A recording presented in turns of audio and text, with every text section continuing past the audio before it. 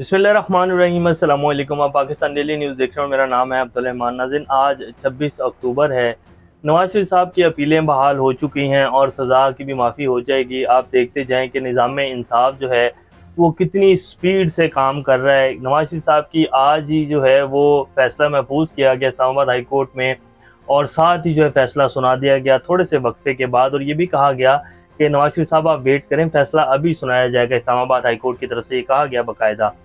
और दूसरी तरफ इमरान खान साहब के साइफर का केस है, उसमें ज़मानत का भी फैसला महफूज किया हुआ है और जो उस केस को खारिज करने का फैसला है वो भी महफूज है। ये तो हमारे निज़ाम इंसाफ की कहानी है। आज बड़ी अहम पेशरफ्त हुई है जी। थोड़ी देर पहले मौलाना फजलुर रहमान साहब के पास असद कैसर और बैरिस्टर मोहम्मद सैफ की जो है रहनुमाई में पीटीआई का वफ्द उनके पास उनके घर पहुंच गया है, उनकी खुशदामन की ताज़ियत की है। और वो वीडियोस भी आपकी स्क्रीन के ऊपर चलाएंगे। मौलाना फजलुर रहमान साहब की इमामत में उन्होंने नमाज भी अदा की है। अब ये मामला किस तरफ जा रहे हैं, जैसे कि हमने पहले भी आपके सामने रखा कि पीपल्स पार्टी ने और JUIF ने ये वाज़ेह ऐलान किया है कि जी PTI के बगैर इलेक्शन नहीं होंगे, और अगर ऐसे इलेक्शन करवाए जाएंगे तो आवाम जो है इस चीज़ को एक्सेप्ट नहीं करेगी और ना ही पाकिस्तान में इस्तेहकाम आएगा। तो मामला जो है वो हल होने की तरफ जा रहे हैं। आर्मी चीफ ने भी आज GHQ में नेशनल सिक्योरिटी वर्कशॉप से खिताब किया, उसके हवाले से भी डिटेल्स आपके सामने रखेंगे। इससे पहले अगर आप लोगों ने चैनल को सब्सक्राइब नहीं किया तो रेड बटन को प्रेस कर लें और बेल आइकॉन को भी प्रेस कर लें ताकि लेटेस्ट अपडेट्स आप लोगों को मिलती रहें और ये जो हमारा ताल्लुक है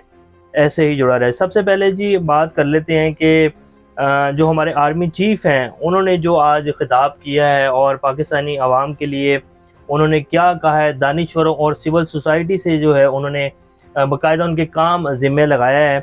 अब जो आर्मी चीफ ने खिताब किया उन्होंने कहा कि हर पाकिस्तानी की हिफाजत और सलामती इंतहाई अहम है। अदारों के खिलाफ प्रोपेगेंडा का मुकाबला करेंगे। मुसल्लह अफवाज तखरीब कारी की लानत का बहादुरी से मुकाबला कर रही हैं। पाकिस्तानी अवाम के मुसलसल तावन से इंशाअल्लाह कामयाबी हमारा मुकद्दर होगी। दानिश्वरों और सिविल सोसाइटी की जिम्मेदारी है कि नौजवानों की मालूमात का इजाफा करें। नौजवानों की जो मालूमात है ना जी, वो सोशल मीडिया से नौजवान बहुत मालूमात ले रहे हैं और इस नस्ल के जो नौजवान हैं वो लोग, उनको समझाने की ज़रूरत नहीं है।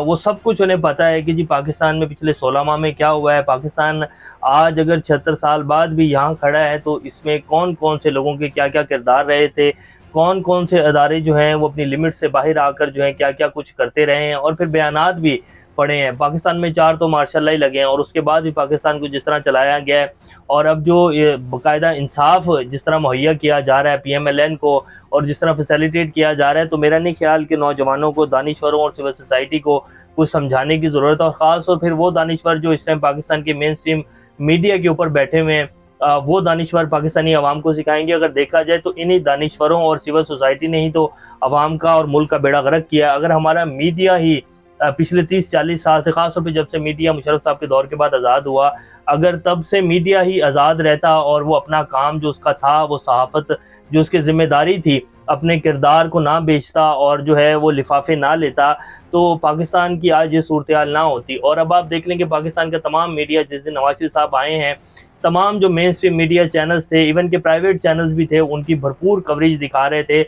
हालांकि वो एक पाकिस्तान के मुजरिम थे, उनको जो है जेल में जाना चाहिए थे, लेकिन उन्होंने जो है उस दिन आगे जलसा भी किया, उनको प्रोटोकॉल भी दिया गया।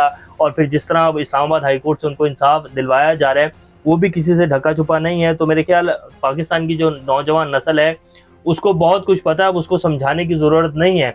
और ये जो पिछले 16 माह में किया गया, ये इस चीज़ ने तो उन्हें बहुत ही समझा दिया है। तो बहरहाल खैर, अभी आर्मी चीफ ने जो खिताब किया वो हमने आपके सामने रख दिया है। और आर्मी चीफ ने अज़म किया कि जी पाकिस्तान को जो है वो तरक्की भी देंगे और SIFC के ज़रिए जो है जितने भी काम हो रहे हैं पाकिस्तान में, स्मगलिंग की रोकथाम, पाकिस्तान की माशी तरक्की को लेकर जो है उसके बारे में भी उन्होंने जो है शुरा से बात की है और बड़े भरपूर अज़म का जो है वो अयादा किया है। तो वो हमने अब आपके सामने रख दिया है। मौलाना फजलुर रहमान साहब के घर जी आज असद कैसर साहब और पूरा PTI का वफ्द जो था, जो कुछ बचा कुचा वफ्द है, जो लोग बाहर हैं जिनको अंदर नहीं किया गया, या जो लोग बेचारे उस दिन थे नहीं पाकिस्तान में, तो उनको मजबूरन जो है वो छोड़ना पड़ा। असद कैसर साहब के साथ तो बेचारों के साथ काफ़ी कुछ हुआ है, लेकिन खैर आज वो मौलाना फजलुर रहमान साहब के घर पहुंच गए, उन्होंने वहाँ मुलाकात की और जो तलखियाँ थी ख़ासतौर पर JUIF के दरमियान और PTI के दरमियान, उनको भी ख़त्म करने के ऊपर बात हुई, इलेक्शंस के हवाले से बात हुई और फिर उनकी जो खुशदामन थी उनकी ताज़ियत भी की और मौलाना साहब की इमामत में नमाज भी पढ़ी। ये मामला हल होने हैं जी। PTI के बगैर इलेक्शन नहीं हो सकते।